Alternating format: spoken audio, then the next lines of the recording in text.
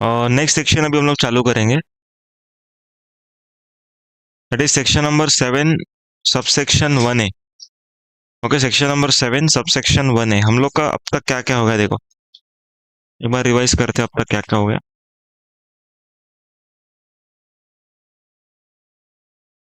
Okay, supply होने के लिए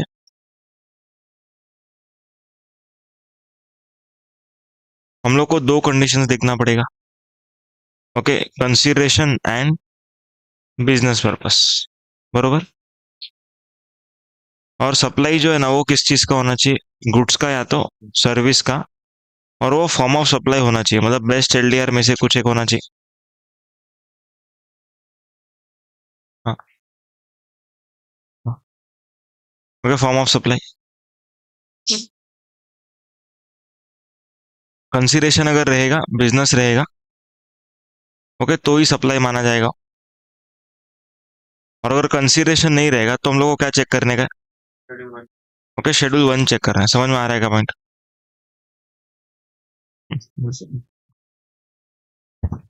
क्या, दो,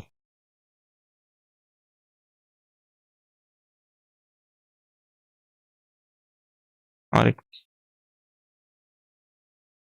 हम लोगों को जरा पास करो है,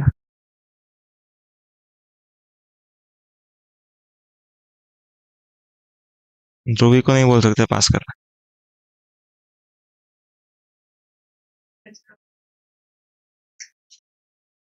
एक एक, अदरक अदरक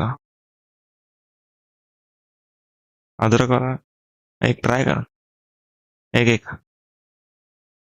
ज्यादा नहीं, एक ही सिप है।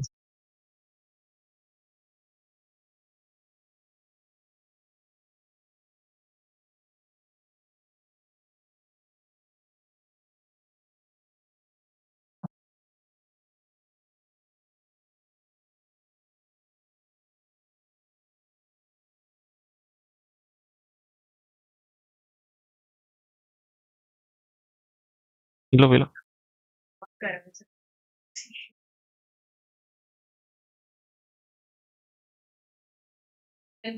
सुनो अभी, देखो कंसीडरेशन नहीं रहेगा, कंसीडरेशन नहीं रहेगा तो क्या चेक करने का अपने को, शेड्यूल 1 चेक करना है। अगर शेड्यूल 1 में फॉल कर गया then our transaction will be supply, बरोबर है। शेड्यूल 1 का हम लोगों ने 4 ट्रांजेक्शन पढ़ा, तो मतलब अब तक हम लोगों ने पढ़ लिया कि सप्लाई कब होगा और कब नहीं होगा। ओके, गुड्स और सर्विस होना चाहिए, कंसीडरेशन होना चाहिए, बिजनेस होना चाहिए, ये नहीं रहेगा तो शेड्यूल 1 होना चाहिए। क्लियर है पॉइंट? तो यहाँ तक अपना हो गया। अभी हम लोग पढ़ेंगे कि जो चीज हम लोग सप्लाई कर रहे हैं ना वो गुड्स का सप्लाई माना जाएगा या फिर सर्विस का सप्लाई माना जाए। क्यों हम लोग सीख रहे हैं गुड्स का है कि सर्विस का है, क्योंकि जीएसटी तो नॉर्मली दोनों पे सेम ही लगने वाला है। अगर 18% है तो दोनों पे 9 9 ही लगने वाला है। हेलो, तो सीख के क्या मतलब है कि गुड्स है कि सर्विस है?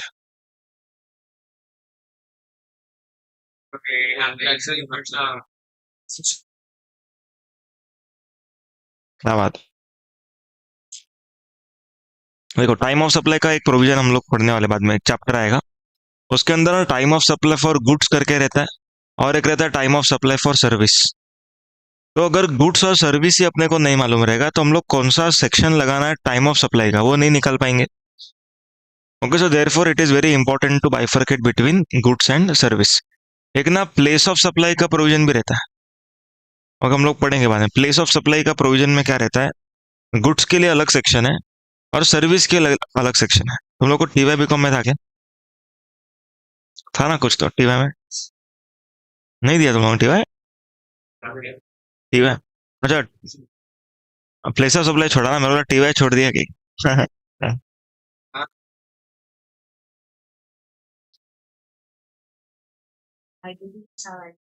नहीं था, पैफ में नहीं है।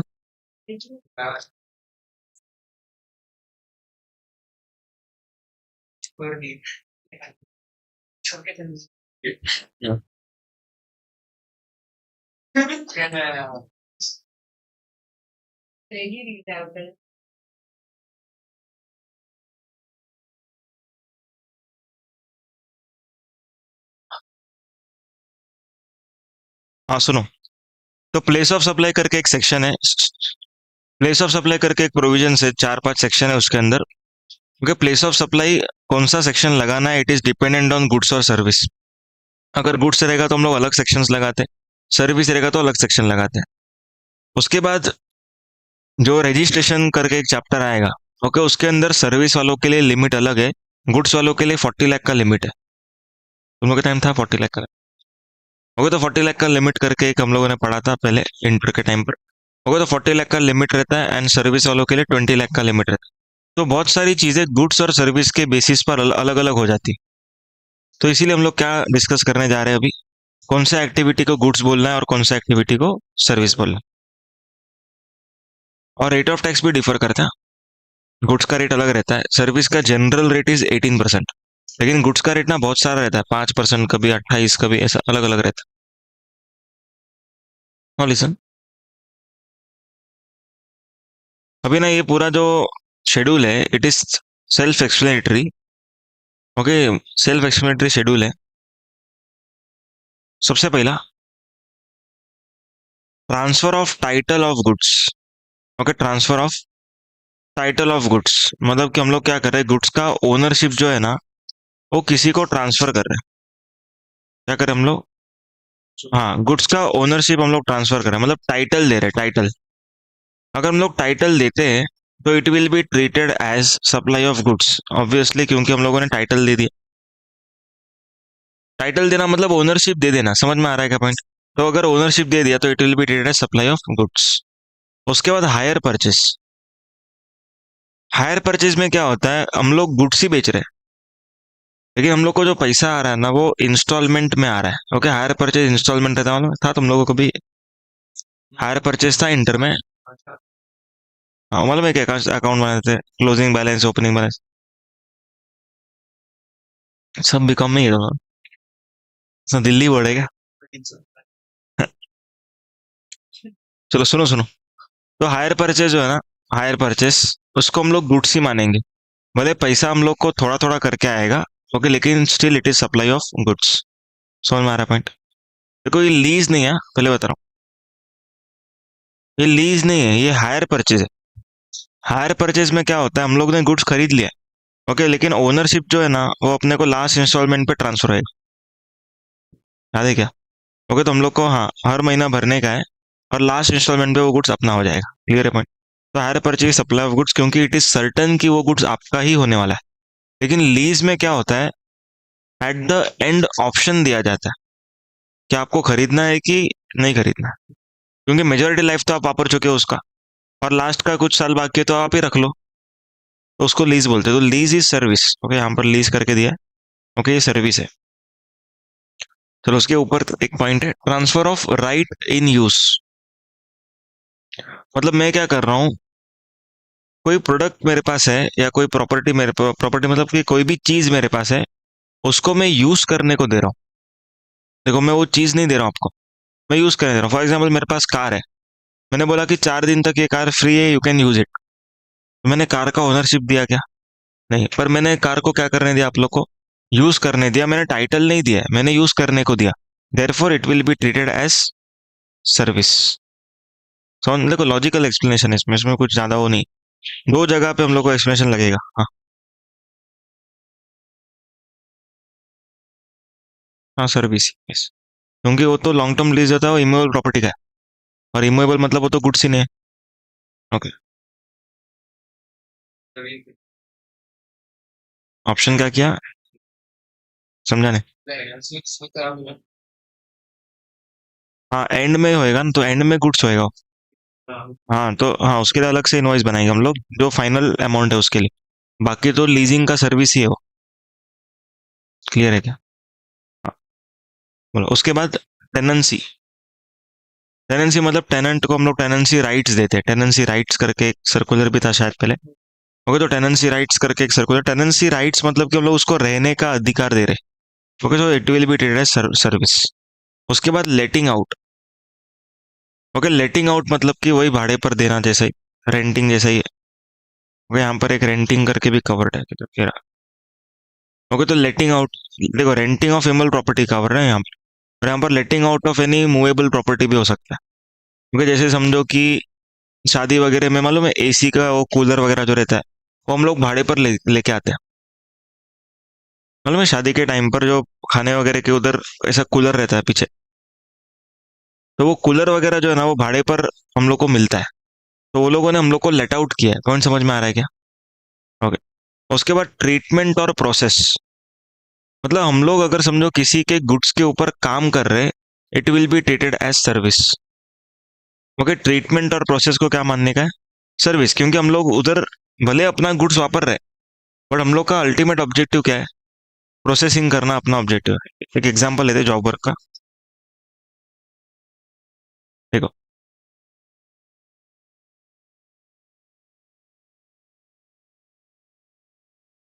ओके, फॉर एग्जांपल यहाँ पर रेमंड है। ओके, यहाँ पर जॉब वर्कर है। जॉब वर्कर का मतलब क्या होता है?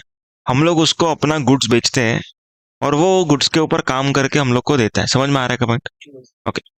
तो रेमंड ने क्या किया? रेमंड ने ये जॉब वर्कर को शर्ट पीस भेजा। क्या भेजा?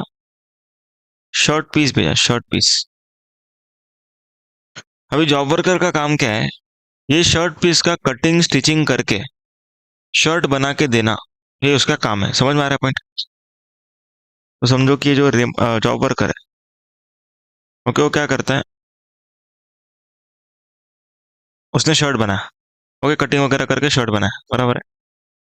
अभी ये जो शर्ट पे बटन्स है ना, बटन्स, ये जॉब वर्कर ने खुद ने डाले। मतलब उसने क्या किया? जॉब वर्कर ने ओपन मार्केट से बटन्स परचेस किया। ओके, बटन्स परचेस किया और बटन इसने किधर लगाया? शर्ट में लगाया। और अभी वो शर्ट किसको दे रहा है? रेमंड को दे रहा है। मतलब यहाँ पर ये जो जॉब वर्कर है वो क्या क्या काम कर रहा है देखो। स्टिचिंग,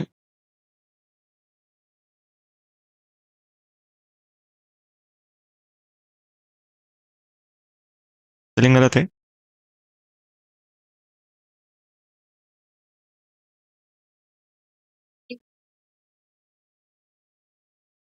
ठीक है, जो भी स्टिचिंग, ओके, कटिंग,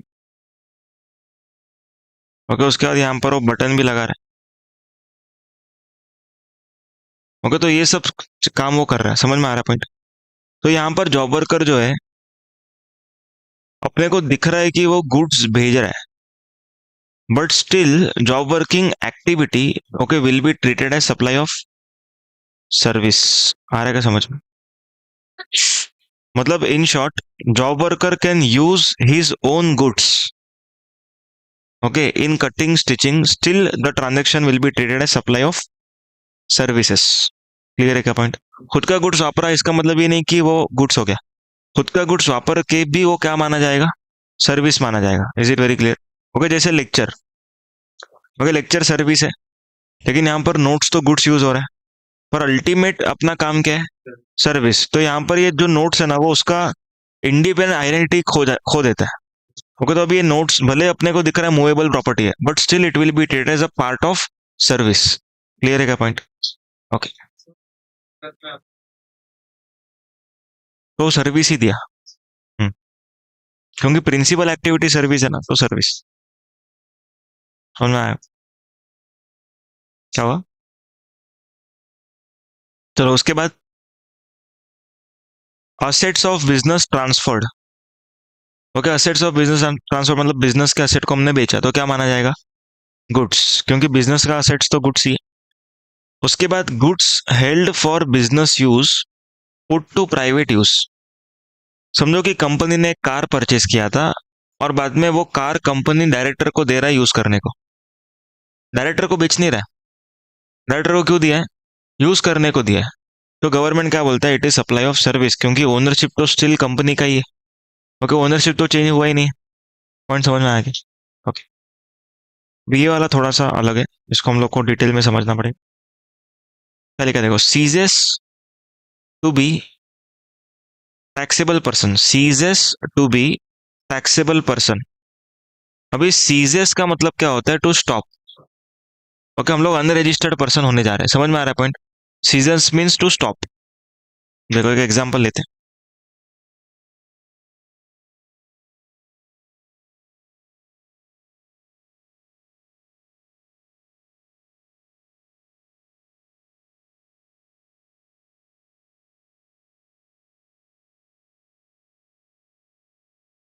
ओके, मान के चलो कि ये पूरा फाइनेंशियल ईयर है। ओके, मैं ये दिन तक रजिस्टर्ड था। ओके, ये दिन तक मैं क्या था, रजिस्टर्ड पर्सन था। ओके, ये पूरा जो पीरियड है ना, ये पूरा period I was registered person.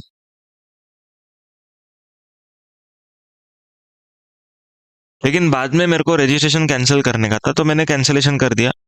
तो यहां से I cease to be taxable person. Cease मतलब समझ में आ रहा है? Cease to be taxable person मतलब यहां से मैंने अपना नंबर क्या कर लिया रहेगा। हाँ, जीएसटी नंबर क्या कर दिया रहेगा, कैंसिल कर दिया रहेगा। क्लियर है क्या पॉइंट?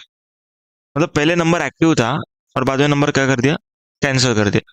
अभी गवर्नमेंट क्या बोलता है देखो, आपने समझो कि यहाँ पे कोई स्टॉक परचेस किया, समझो 500 quantity you have purchased at a price of 1000 rupees per unit.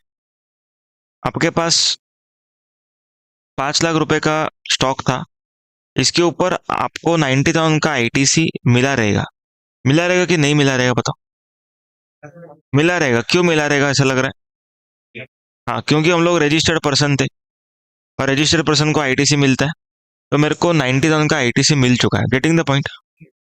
अभी 90,000 का आईटीसी में ले चुका हूँ और इधर ही मैं कुछ सेल्स भी कर रहा था। तो समझो मैं 300 क्वांटिटी बेच चुका हूँ at a price of 1500 rupees. Total मेरा सेल कितना हो चुका रहेगा पहले? 4,50,000। मेरे को बताओ कि जीएसटी भरना पड़ा रहेगा या नहीं भरना पड़ा रहेगा? हाँ, मतलब वही आईटीसी से माइनस करके ही। हाँ, भरना पड़ा रहेगा वैसे, लेकिन जेब से कुछ नहीं गया रहेगा, ठीक है। पर वैसे तो लायबिलिटी आ ही रहेगी ना, क्योंकि सेल तो कर रहा हूँ मैं। तो 4,50,000 के ऊपर 18% मेरे को जीएसटी भरना पड़ा रहेगा। तो 81,000 का मेरा लायबिलिटी आ रहेगा। क्लियर है सब लोगों को? सुनना? ओके, अब देखो, अभी मेरे को लायबिलिटी कितना भरना पड़ा रहेगा? 81,000 का मेरा ग्रॉस लायबिलिटी है। ओके, आईटीसी मेरे पास 90,000 का है। तो मैं 90 में से पूरा का पूरा 81 यूज कर सकता हूँ। ओके, तो मैं यहाँ से 81 माइनस कर दूंगा। ओके, और नेट में जीरो भरूंगा। बैलेंस कितना बचा रहेगा मेरे पास? 9,000 का मेरे पास बैलेंस बचा रहेगा। Getting the point? अब देखो, गवर्नमेंट ना बहुत अपने फेवर में बात कर रहा है, मतलब हमारे फेवर में बात कर रहा है। गवर्नमेंट क्या बात कर रहे हैं देखो, आपने सेल कितना यूनिट्स किया? 300 यूनिट सेल किया, लेकिन गवर्नमेंट आप लोग को 500 क्वांटिटी का आईटीसी देने को रेडी है। देखो हाँ ध्यान से, क्वांटिटी कितना बेचा है? 300 क्वांटिटी बेचा। पर गवर्नमेंट क्या बोलता है कि आप आईटीसी कितने क्वांटिटी का ले सकते हो इसके सामने? 500 क्वांटिटी। मतलब गवर्नमेंट क्या बोल रहा है कि आज भले आप लोग आईटीसी ले लो, लेकिन बाद में जब आप बेचोगे ना, तब आईटीसी नहीं बचेगा आपके पास, तब जीएसटी भरना पड़ेगा। तो we are ready to wait. तो नहीं तो गवर्नमेंट क्या कर सकती थी, 300 ही बेच रहे हो ना, तो 300 क्वांटिटी का ही आईटीसी लो। पर गवर्नमेंट ने ऐसा किया क्या? नहीं, गवर्नमेंट ने क्या किया, 300 क्वांटिटी बेच रहे हो, फिर भी you can take ITC of 500 units. समझ में आ रहा है क्या पॉइंट? अभी क्या होएगा, अभी हम लोग फ्यूचर में जब गवर्नमेंट को जीएसटी भरने वाले ना 200 क्वांटिटी पर, तब हमारे पास बहुत कम आईटीसी बचा है। तो जब 200 यूनिट बेचेंगे तब जीएसटी ज्यादा भरने को आएगा। पर वो भरने को ना आए करके हम लोगों ने क्या कर दिया, अपना जीएसटी नंबर कैंसिल कर दी। छोड़ना पॉइंट। अब गवर्नमेंट क्या बोला देखो, मतलब ये तो गवर्नमेंट ने जो सोचा उसका उल्टा हो गया। मतलब हम लोगों ने जीएसटी भरा लेकिन जेब से नहीं भरा, आईटीसी से भर दिया। और जब जेब से भरने का बारी आया, तब नंबर क्या कर दिया, कैंसिल कर दिया। अब गवर्नमेंट क्या बोलता है, जो भी दिन पर आप नंबर कैंसिल कर रहे हो, वो दिन पर जितना भी स्टॉक आपके पास पड़ा था, it would be deemed supply. Okay, आपने किसी को बेचा नहीं एक्चुअली में, बट माना जाएगा कि आपने खुद को ही बेच दिया वो स्टॉक। खुद को बेच दिया तो हम लोग तो कॉस्ट पे ही बेचेंगे। ओके, तो हम लोग का 200 क्वांटिटी स्टॉक में था। क्या कॉस्ट था इसका? 1,000। सो 2 लाख का सेल हो गया, ऐसा मानेंगे डीम्ड सप्लाई। तो जीएसटी कितना भरने का आएगा? 36,000। और हम लोग गवर्नमेंट को क्या बोलेंगे कि 9,000 तो बैलेंस पड़ा हुआ है, तो ये तो हम लोग इसमें से ही भरेंगे। तो नेट हम लोग को कितना भरना पड़ेगा? 27,000। Is it very clear?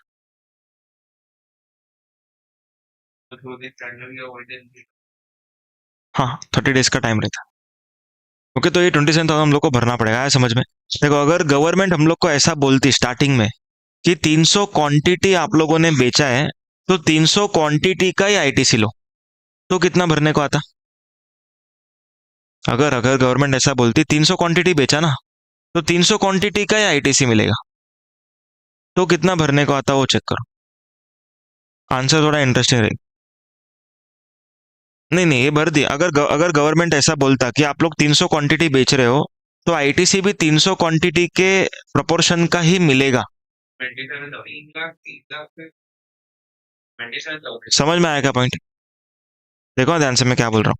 अगर मैं 300 क्वांटिटी बेचा रहता और 300 के ही प्रोपोर्शन का आईटीसी मिलता, 1500 का सेलिंग प्राइस है और 1000 का परचेज प्राइस है, सो वैल्यू एडिशन कितना है? 500। तो 300 इंटू 500, ओके, 1.5 लाख रुपया। देखो अभी आईटीसी माइनस नहीं करना क्योंकि ऑलरेडी कर दिया मैंने इधर। 500 लिखा मतलब आईटीसी माइनस हो गया, मैंने नेट लिया है। नहीं तो 1500 और माइनस 1000 करूंगा तो भी वही आएगा ना, तो 500 लिया डायरेक्ट। ओके, इंटू 18%, तो 27,000 हम लोग को भरना पड़ता। लेकिन हम लोगों ने जेब से भरा है क्या? कुछ नहीं भरा है, इसीलिए आज हम लोग को 27,000 भरना पड़ रहा है। पॉइंट समझ में आया क्या बोला? तो गवर्नमेंट क्या बोल रहा है कि अगर आप लोग बिजनेस बंद करते हो, तो जितना स्टॉक बेचा ना, उतने प्रपोर्शन का ही आईटीसी मिलेगा। उसको निकालेंगे कैसे? जो स्टॉक पड़ा है उसके ऊपर जीएसटी भर दो, बात वही हो जाएगा। समझ में आया? मैथमेटिक्स समझ में आ रहा है कि ये क्या हो रहा है? सबको क्लियर है? एक बार वापस से रिपीट कर रहा हूँ, ध्यान से सुनो। अगर मैं रजिस्टर्ड पर्सन हूँ, ओके, मेरा बिजनेस बंद हो रहा है, तो गवर्नमेंट से जिस दिन आपका बिजनेस बंद हो रहा है या फिर आपका नंबर कैंसिल हो रहा है, उस दिन पे आपके पास जो भी स्टॉक था, कैपिटल गुड्स नहीं, जो भी स्टॉक था, उसको हम लोग क्या मानेंगे? सप्लाई मान लेंगे, डीम्ड सप्लाई मानेंगे। कैपिटल गुड्स में कुछ अलग स्टोरी है, वो हम लोग आईटीसी में पढ़ेंगे। जो हम लोगों ने देखा ना अभी, 5% पर क्वार्टर, वैसे ही कुछ एक कैलकुलेशन है बाद में मंथ्स के बेसिस पे। ठीक है?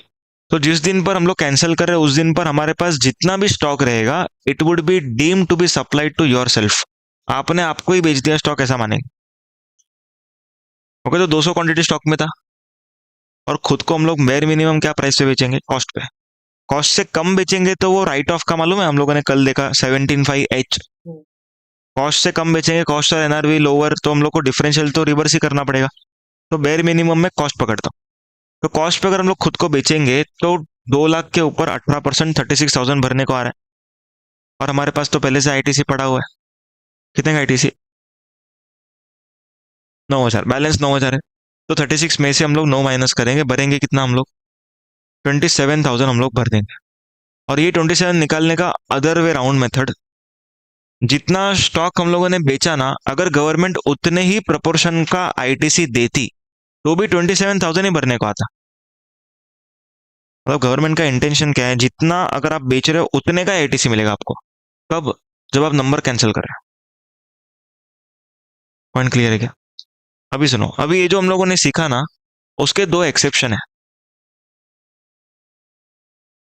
अभी जो हम लोगों ने सीखा उसके दो एक्सेप्शन है। Exception, what will be the interpretation of exception, वो बताओ। एक्सेप्शन का इंटरप्रिटेशन क्या होगा? हाँ, डीम सप्लाई नहीं मानेंगे। देखो नंबर कैंसिल तो होगा आपका, बिजनेस बंद तो होगा आपका, बट फिर भी जो स्टॉक पड़ा है ना आपके पास, उसको हम लोग सप्लाई नहीं मानेंगे। देखो सप्लाई मानेंगे ये नॉर्मल प्रोविजन है, सप्लाई नहीं मानेंगे उसका प्रोवाइजो या फिर एक्सेप्शन हो गए। ओके, दो एक्सेप्शन है। सबसे पहला एक्सेप्शन, सबसे पहला एक्सेप्शन,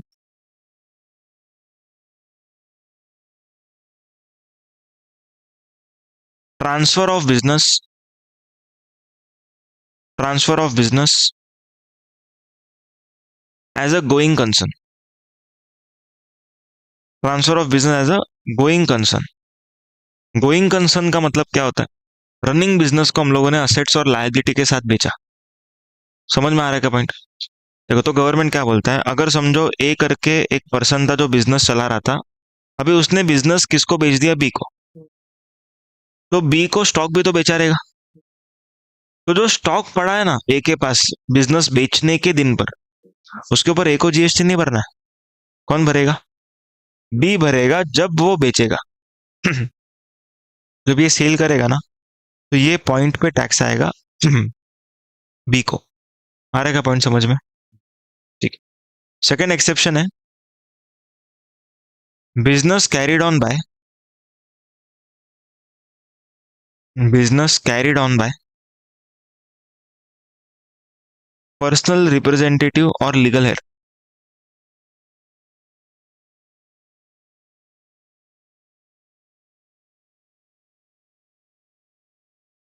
और लीगल हेड।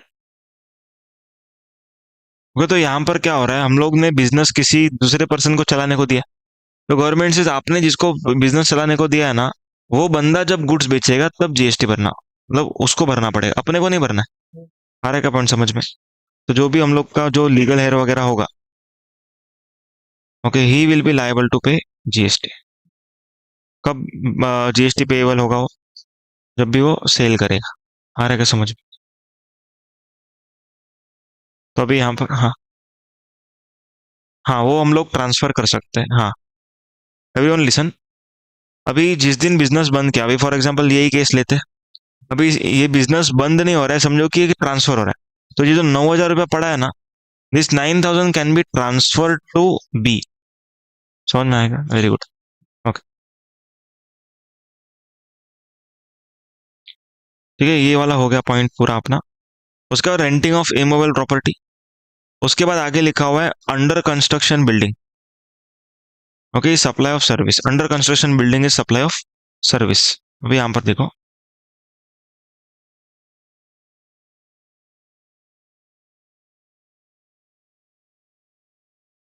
सुनो।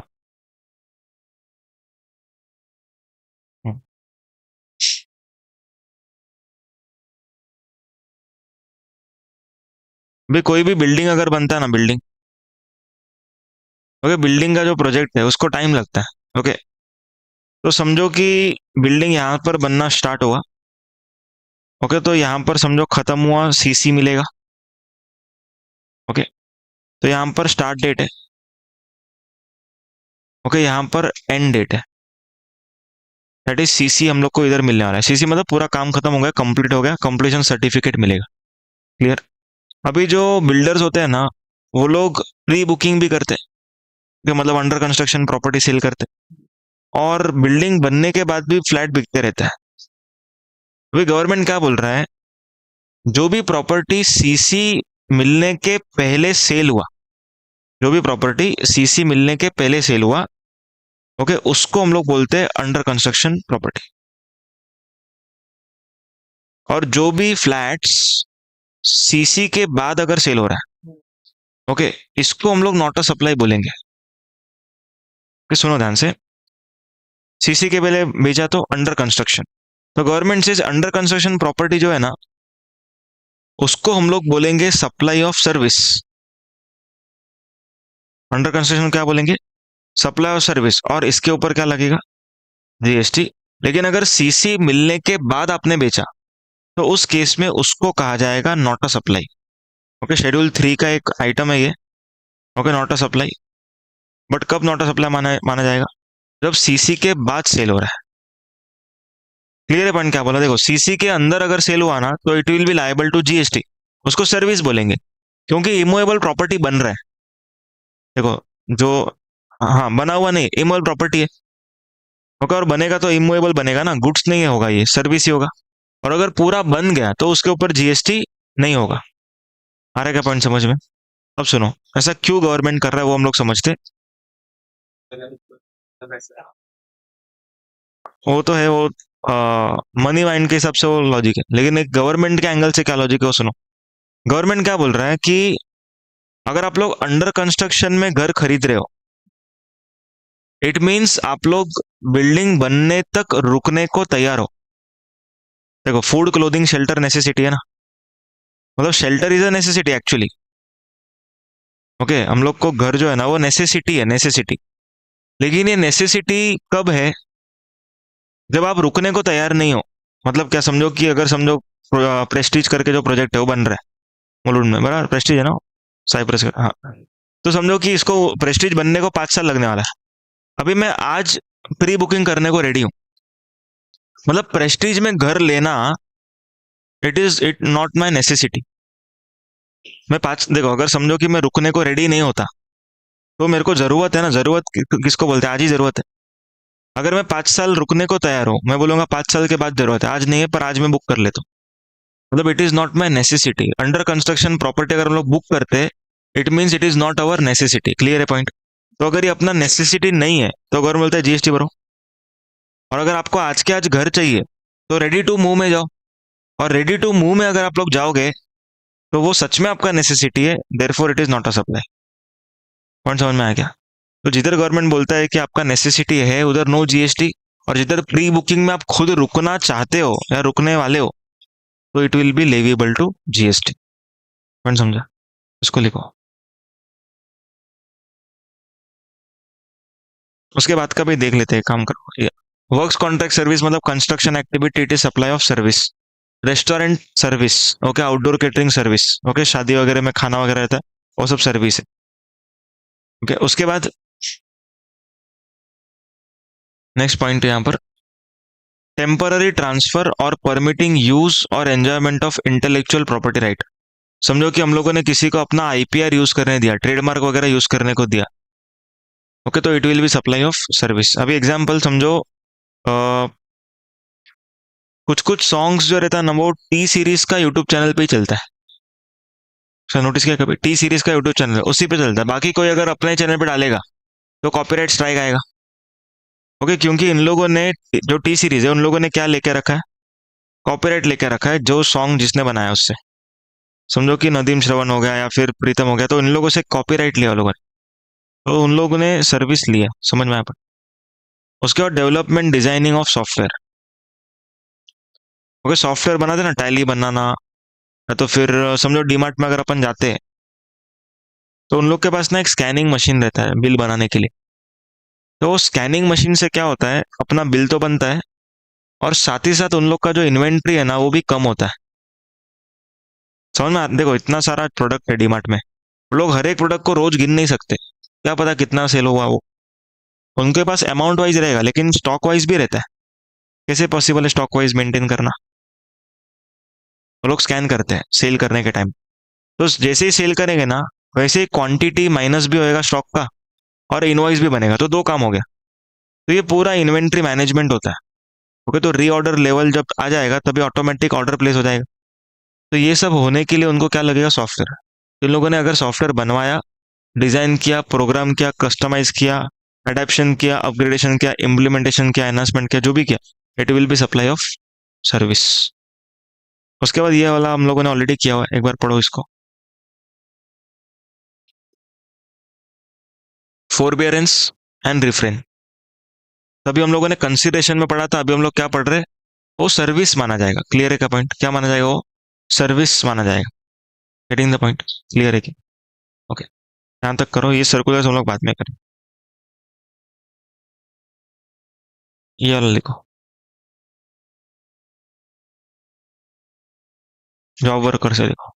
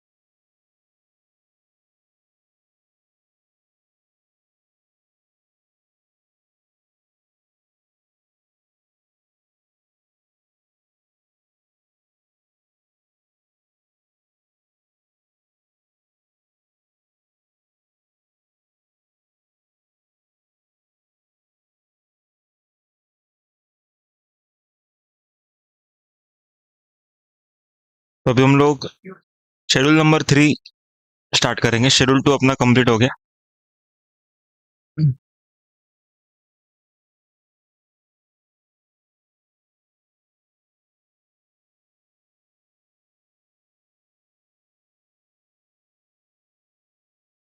तो अभी हम लोग को स्टार्ट करना है शेड्यूल 3। ओके, शेड्यूल 3 का जो हेडिंग है, okay, it is not a supply. तो अपना 2 शेड्यूल हो गया अभी, शेड्यूल 1 हो गया और शेड्यूल 2 हो गया। शेड्यूल 1 का हेडिंग था activities to be treated as supply even if there is no consideration. Schedule 2 का हेडिंग था क्लासिफिकेशन ऑफ गुड्स और सर्विसेज। अभी शेड्यूल 3 हम लोग स्टार्ट करें। इसके अंदर ना 2 पॉइंट हम लोग कर चुके। हाँ, लॉटरी वाला एक पॉइंट किया था और अभी अभी हम लोगों ने एक नॉट अ सप्लाई का पॉइंट किया, बिल्डिंग वाला आफ्टर सीसी। तो ये 2 हुआ है अपना, पर हम लोग करेंगे तब वापस से गो थ्रू करेंगे। याद है क्या? ठीक है। तो शेड्यूल नंबर 3 अभी हम लोग स्टार्ट कर रहे हैं। That is not a supply, activities to be traded as, okay, not a supply. अभी जो एक्टिविटीज नॉट अ सप्लाई है, ओके, वो टर्नओवर में ऐड भी नहीं होना चाहिए। देखो, हम लोग का टर्नओवर में टैक्सेबल टर्नओवर भी आता है, एग्जाम टर्नओवर भी आता है, लेकिन जो चीजें सप्लाई है ही नहीं उसका टर्नओवर भी हम लोग को ऐड नहीं करना है। ओके, तो शेड्यूल 3 का जो जितना भी हम लोग टर्नओवर पढ़ेंगे, all those turnover are not going to be added in our aggregate turnover. हम लोग का जो टोटल टर्नओवर है ना, ओके, उसके अंदर ऐड नहीं होगा। क्लियर है क्या point? It will not be added. आ रहा है क्या समझ में? ओके, तो स्टार्ट करते हैं हम लोग सबसे पहला ट्रांजेक्शन से। ओके, सबसे पहला transaction it is services provided by employee to employer. तो क्या लिखा है? Services provided by employee to employer. तो सबसे पहला चीज यहां पर बात हो रहा है सर्विसेज का, गुड्स का बात नहीं हो रहा है। मतलब कि अगर एम्प्लॉई ने अपने एम्प्लॉयर को कोई गुड्स बेचा, जैसे समझो कि कोई एम्प्लॉई उसका बिजनेस भी है और थोड़ा सा पार्ट टाइम जॉब भी कर रहा है, तो अपना गुड्स भी अगर बेच रहा है ना एम्प्लॉयर को, उसको हम लोग नॉट अ सप्लाई नहीं बोलेंगे, मतलब उसको सप्लाई बोलेंगे। समझ में आ रहा है पॉइंट? तो नॉट अ सप्लाई किसको बोलेंगे हम लोग? Services by employee to employer in relation to his employment. मतलब कि जो एम्प्लॉयमेंट कॉन्ट्रैक्ट के अंडर वो कुछ काम करके दे रहा है ना, ओके, एम्प्लॉयमेंट कॉन्ट्रैक्ट के अंदर काम कर रहा है, then only it is not a supply. Clear है पॉइंट? अभी एम्प्लॉयमेंट कॉन्ट्रैक्ट होना चाहिए, मतलब क्या? मास्टर सर्वेंट रिलेशनशिप होना चाहिए। हम लोगों ने कल एक पॉइंट पढ़ा था, याद है? Master servant relationship. तो वो रिलेशनशिप होना चाहिए, तो ही क्या माना जाएगा? Not a supply. ओके, तो इसीलिए सैलरी के ऊपर जीएसटी नहीं लगता। समझो कि एम्प्लॉय है, उसका सैलरी 20 लाख के ऊपर है, तो वो तो सर्विस ही दे रहा है ना, एम्प्लॉयमेंट सर्विस है। पर फिर भी एम्प्लॉय को जीएसटी क्यों नहीं भरना पड़ रहा है? बिकॉज एम्प्लॉय ने जो सर्विस दिया, it is mentioned in schedule 3। Is it very clear? तो शेड्यूल 3 के ऊपर मेंशन्ड है। अभी इसमें लिखा क्यों है पहले वो समझ लेते हैं। देखो, अभी समझो कि यहाँ पर एम्प्लॉयर है, ओके, यहाँ पर एम्प्लॉई है, और यहाँ पर एम्प्लॉय, इधर एम्प्लॉयर एम्प्लॉय। अभी एम्प्लॉय को सैलरी मिलेगा ना, तो ये क्या करेगा? सैलरी का अलग अलग जगह पे खर्चा करेगा। तो गवर्नमेंट क्या बोलता है, जिधर भी ये खर्चा कर रहा है ना, वो सप्लायर उससे टैक्स ले लेगा। ओके, तो इसके हाथ में हम लोग टैक्स नहीं लगाएंगे। देखो ध्यान से, जो पैसा मिल रहा है ना, वो किधर वापरने वाला है? कुछ खरीदी करेगा, किधर घूमने जाएगा।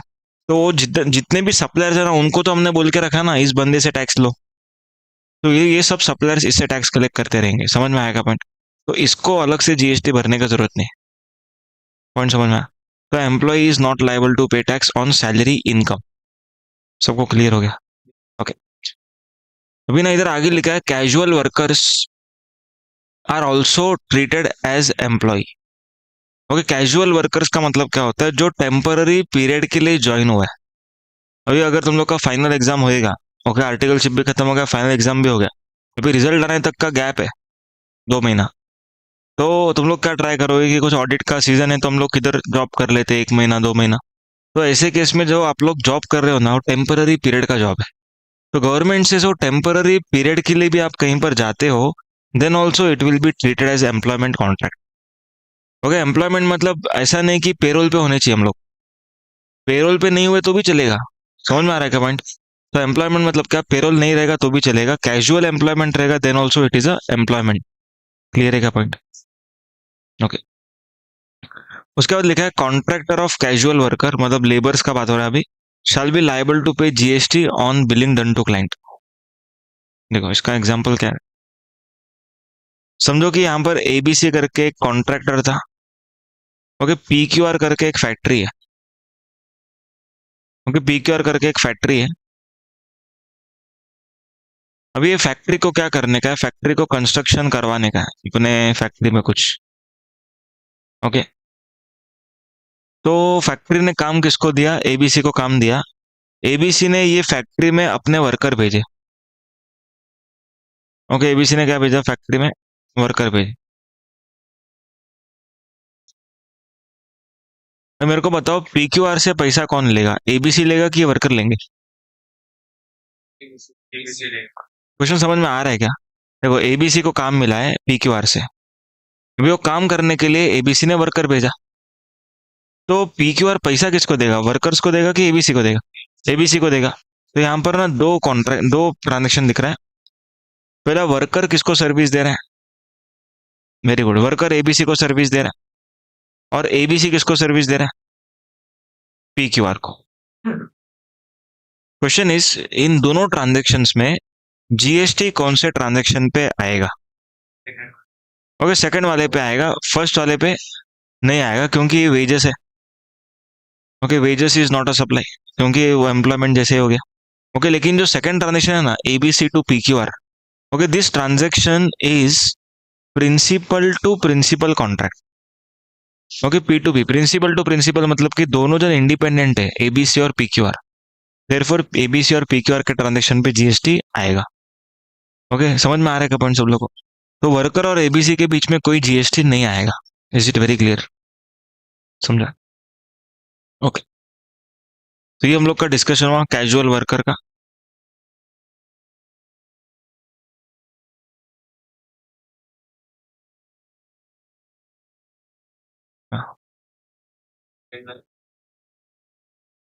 वीकेंड को व्हाट टाइम है?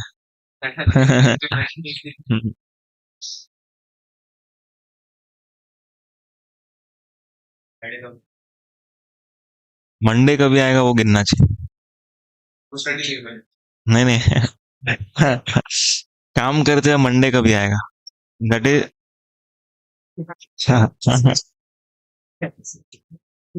नहीं मंडे का इंतजार होना चाहिए, that is the true profession.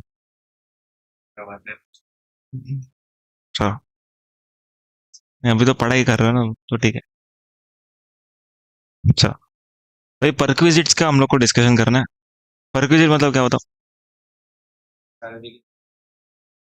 हाँ, पर्क्स बोलते हैं हम, एडिशनल बेनिफिट्स। क्या क्या मिलता है? बोनस? कितना, एक सैलरी? एक सैलरी, तीन सैलरी बोनस? हाँ, कौन सा फॉर्म है ये? क्या फुल फॉर्म क्या? नहीं, फुल फॉर्म क्या? अच्छा, अंदर कुछ ऐसा। हाँ,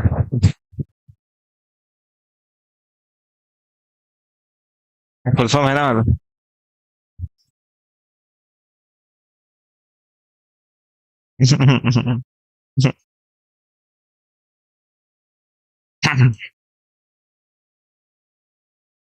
कितना स्टाइपेंड, कितना? 10,000? हुआ कितना? हुआ कितना? 6-7 हजार है, तो बराबर। हाईएस्ट स्टाइपेंड किसका है? किधर है फॉर्म? हाँ, वो तो मिलेगा। अच्छा, खत्म। अच्छा अच्छा, देखो अभी परक्विजिट्स का हम लोग बात कर रहे हैं। अभी समझो कि कोई एम्प्लॉयर है, ओके, वो एम्प्लॉय को रेंट फ्री अकोमोडेशन दे रहा है। परक्विजिट सुना है कभी? डीटी में सुना रहेगा कभी, rent free accommodation.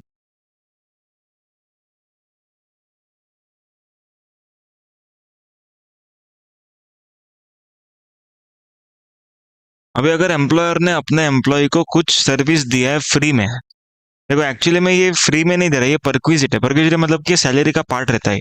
Okay, salary दे रहे तो साथ में ही देना पड़ेगा, ऐसा कुछ रहता है इन लोग का। ओके, तो यहाँ पर एम्प्लॉयर अगर एम्प्लॉय को रेंट फ्री अकोमोडेशन दे रहा है, मतलब रेंट पे रहने को दे रहा है, बट पैसा नहीं ले रहा है, तो हम लोग को ना ये शेड्यूल 1 का एंट्री नंबर 2 याद आ रहा है क्या?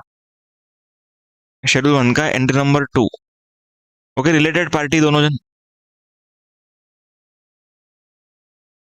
तो हम लोग के दिमाग में क्या थॉट आएगा कि रिलेटेड पार्टी ने अगर दूसरे रिलेटेड पार्टी को फ्री में कुछ भी दिया तो सप्लाई मानेंगे। तो रेंट फ्री अकोमोडेशन को भी हमें सप्लाई मानना चाहिए, ऐसा शेड्यूल 1 एंट्री 2 के हिसाब से निकल रहा है। पॉइंट समझ में आ रहा है क्या? तो एम्प्लॉयर ने एम्प्लॉय को रहने को फ्री में दिया, तो इट ऐसा लग रहा है कि शेड्यूल 1 एंट्री 2 में कवर्ड है। बट अभी गवर्नमेंट ने एक सर्कुलर बनाया, गवर्नमेंट ने बोला, एक सर्कुलर में लाया कि अगर ये परक्विजिट है, परक्विजिट, ओके, और एम्प्लॉयमेंट कॉन्ट्रैक्ट में इसके बारे में मेंशन्ड है, जो आप लोग का एम्प्लॉयमेंट कॉन्ट्रैक्ट है, उस कॉन्ट्रैक्ट में ये ऑलरेडी क्या है, मेंशन्ड है, मेंशन्ड।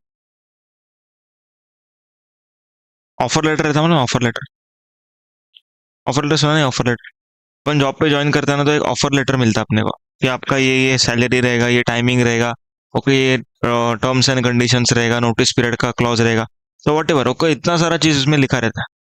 तो यहाँ पर अगर एम्प्लॉयमेंट कॉन्ट्रैक्ट में वो मेंशन्ड है कि ये आप लोग को परक्विजिट मिलने वाला है, ओके, देन इस परक्विजिट के ऊपर no GST. Okay, then no GST on this perquisite. लेकिन अगर समझो कि एम्प्लॉयमेंट कॉन्ट्रैक्ट में कुछ भी नहीं लिखा है, इट इज साइलेंट कॉन्ट्रैक्ट, और फिर भी आपको परक्विजिट दिया जा रहा है, तो उसको हम लोग शेड्यूल 1 एंट्री 2 के हिसाब से क्या मानेंगे, सप्लाई मानेंगे। उसको गिफ्ट नहीं मानना है, एवरीवन लिसन, उसको गिफ्ट नहीं मानना है। गिफ्ट क्या होता है? वॉलेंटरीली दिया और रिटर्न में कुछ एक्सपेक्ट नहीं किया। लेकिन रेंट फ्री अकोमोडेशन से वो क्या एक्सपेक्ट कर रहा है? हाँ, आप उधर, हाँ, जल्दी ऑफिस पे आ जाओ, ये उसके लिए वो फ्री में रहने को दे रहा है बाजू में। समझ में आ रहा है पॉइंट? तो इसीलिए गवर्नमेंट बोलता है कि अगर रेंट फ्री अकोमोडेशन रहेगा, it is a perquisite, it is not gift. There is a difference between gift and perquisite. Gift मतलब दिया और भूल जाओ, लेकिन परक्विजिट कैसा रहेगा? दिया तो इन रिटर्न में आपको कुछ प्रोवाइड करना है, क्लियर है पॉइंट? सो परक्विजिट का टैक्सेबिलिटी कैसा रहेगा? कॉन्ट्रैक्ट में मेंशन रहेगा तो नो जीएसटी, कॉन्ट्रैक्ट में नहीं रहेगा तो जीएसटी आएगा। क्लियर है सब लोग? तो ये अपना एम्प्लॉयमेंट कॉन्ट्रैक्ट कंप्लीट हुआ। समझ में आया सब लोग?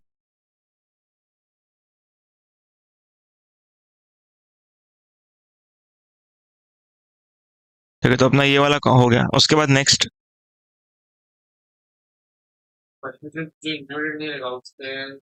एम्प्लॉयर जीएसटी भरे,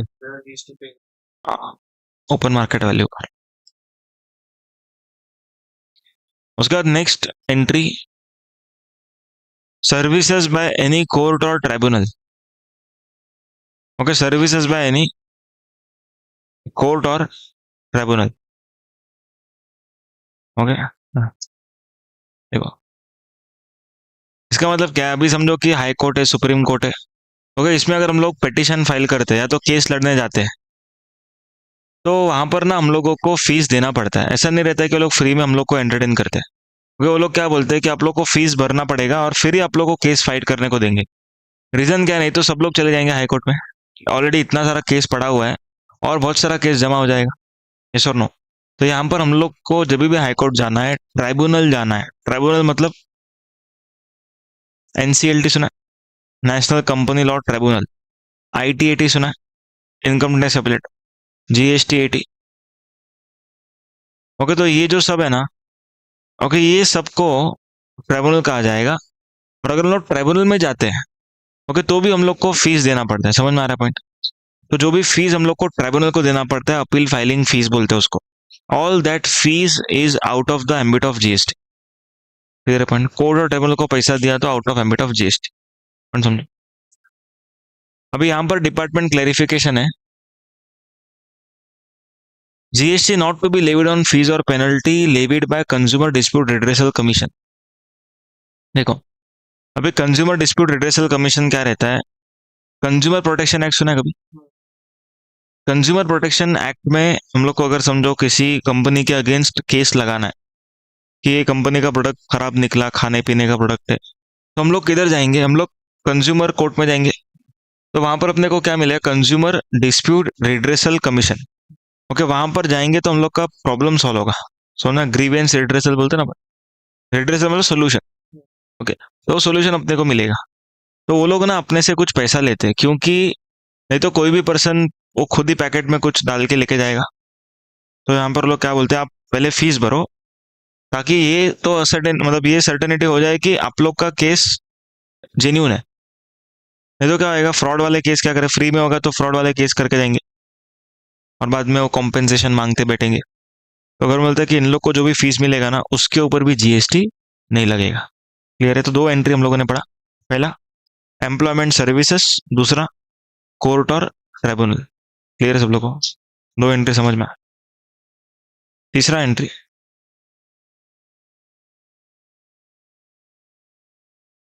functions perform by MP MLA. Okay, MP MLA हम लोगों ने सीखा था। ओके, एमपी एमएलए जो सर्विसेज प्रोवाइड करते हैं, ओके, उन लोग का जो टैक्सेबिलिटी है ना, वो आईएफओएस में रहता है। थोड़ा याद रहेगा, इनकम फ्रॉम सैलरी। तो ओके, एमपी एमएलए को जो भी पैसा मिलता है ना, it is taxable under IFOS. Okay, वो गवर्नमेंट के एम्प्लॉइज नहीं हो लोग, उन लोग को जो पैसा मिलता है वो रेमुनरेशन है, and that remuneration is taxable under IFOS. समझ में आ रहा है पॉइंट? इसलिए गवर्नमेंट ने ये पॉइंट लिखा, अगर इनका सैलरी जो है ना, वो अगर आईएफएस में टैक्सेबल होता तो ऊपर एम्प्लॉयमेंट सर्विस तो लिखा ही था। ओके, अभी इन लोग का जो सैलरी है ना, वो आईएफओएस में टैक्सेबल है। इस वजह से गवर्नमेंट ने क्या किया, लिख के दिया है कि इन लोग ने जो सर्विस प्रोवाइड किया, that is not a supply. Clear है क्या पॉइंट? उसके बाद आगे लिखा है, person who holds any post, person who holds any post in pursuance of provision of constitution. देखो, इसका मतलब क्या है? कॉन्स्टिट्यूशन के हिसाब से अगर कोई पर्सन पोस्ट होल्ड कर रहा है, जैसे prime minister, okay, union finance minister, RBI governor, समझ में आ रहा है? मतलब कि ये जो सब लोग है ना, ये लोग को जो पोस्ट मिला हुआ है, it is as per constitution. तो इन लोगों को भी जो पगार मिलेगा ना, it is not a supply. देखो, पीएम वगैरह को ना पगार तो मिलता ही है, लेकिन उनके साथ साथ ना उसको एक्स्ट्रा मीटिंग वगैरह होगा, तो एक्स्ट्रा रेमुनरेशन भी मिलेगा। ओके, यूनियन फाइनेंस में से जितना बार जीएसटी काउंसिल का मीटिंग होगा, उतनी बार उसने अपीयरेंस दिया रहेगा, तो उतना उसको फीस मिलेगा एक्स्ट्रा। तो इन लोगों को जो पैसा मिलता है ना, it is not a supply, क्योंकि ये लोग गवर्नमेंट के लिए काम करें, मतलब इंडिया के लिए काम करें। समझ में आ रहा है पॉइंट? ओके, उसके बाद लिखा हुआ है, duties performed by any person as chairperson or member of director or in body establish by CGST. देखो, अभी तुम लोगों ने कभी कभी पढ़ा रहेगा, ऐसा एनसीएलटी का कंपोजिशन वगैरह रहता है सिलेबस में, इसमें एक प्रेसिडेंट रहता है, एक वाइस प्रेसिडेंट रहता है, कुछ मेंबर्स रहते हैं, उसका एज का क्राइटेरिया रहता है, 65 के ऊपर नहीं होना चाहिए, मैक्सिमम 5 साल के लिए अपॉइंट होगा, मतलब ऐसा रहता है। समझो, एक चेयरपर्सन है, एक प्रेसिडेंट है, वाइस प्रेसिडेंट है और कुछ मेंबर्स है। ओके, ऐसा इन लोग का कंपोजिशन है। गवर्नमेंट बोलता है कि इन सभी को जो पैसा मिलेगा ना, it is also not a supply. Okay, इन सबको जो पैसा मिल रहा है ना, it is also not a supply, क्योंकि ये लोग एक कमिटी के मेंबर है जो गवर्नमेंट ने फॉर्म किया। एनसीएलटी गवर्नमेंट ने फॉर्म किया, आईटेट का जो कमिटी है वो भी गवर्नमेंट ने फॉर्म किया। तो इन लोगों को जो पैसा मिलेगा, it is also not a supply. आ रहा है क्या पॉइंट समझ में? क्लियर है क्या? ओके, तो अपना 3 पॉइंट हुआ, एक बार वापस से रिपीट कर रहा हूँ। पहला, employment services. Okay, employment service में क्या क्या पॉइंट देखा? कैजुअल वर्कर मतलब जो लेबर रहेगा वेजस पे, it is also employment. Temporary period का एम्प्लॉयमेंट रहेगा तो भी एम्प्लॉयमेंट सर्विस माना जाएगा। दूसरा, सर्विसेज बाय एनी कोर्ट और tribunal. Okay, high court, supreme court, district court, consumer court, NCLT, ITAT, GST, ये लोग सब लोग जो भी फीस लेते हैं, ओके, केस लड़ने का, केस सुनने का, it is not a supply. तीसरा, MP MLA, not a supply. और person who holds any post okay, as per constitution provision it is also not a supply. जैसे प्रधानमंत्री, पीएम, प्राइम मिनिस्टर, ओके, फिर union finance minister, RBI governor. उसके बाद अगर कोई government ने body बनाया, उसमें हम लोग मेंबर है, डायरेक्टर है, चेयरपर्सन है, तो वो सब भी क्या माना जाएगा हम लोग को? Not a supply. हम लोग को जो भी पैसा मिल रहा है it is not a supply. Is it very clear? तो आज के लिए इतना ही, इसको लिख लो। ये बाकी है ना? लिखो, इसको लिखो। ऊपर का हुआ शायद।